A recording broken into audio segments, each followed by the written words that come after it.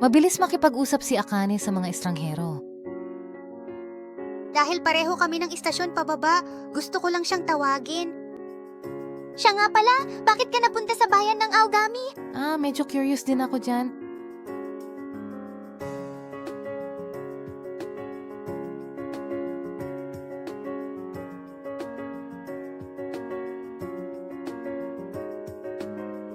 Kaya siguro tadhana ang dahilan kung bakit tayo nagtagpo dito.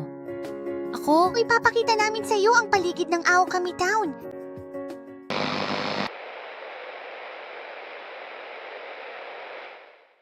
Ha? Sina Akane-chan at Yuka-chan sila. Isang Si Rikaoro iyon at ang kanyang mga kaibigan. kumusta? Hoy? Uy, sino ba talaga yung magandang babaeng nakatayo sa tabi mo ngayon? Lilipat ang babaeng ito sa Aokamicho ngayong tag-init. Ganun ba? Pero kung ganun nga, anong negosyo ang pinupuntahan mo rito? Tama yan. Nakikita ko. Kaya ngayon ipapakita ko sa iyo ang paligid ng Aogami Town. Degree. May lugar ba akong gustong puntahan? Kung gusto mong pumunta sa isang dambana, mainam na pagpipilian ng Aogami Shrine.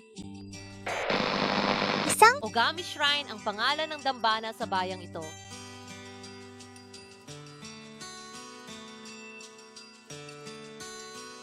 Oo, at magkaklase tayo.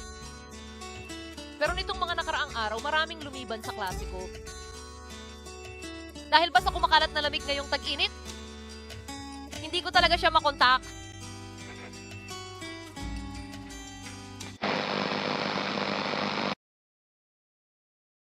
Ha? Anong problema? Mukhang hindi ka maganda. Totoo ngang nakakabahala ang hindi kita makontak. Tama yan, Yuka-chan.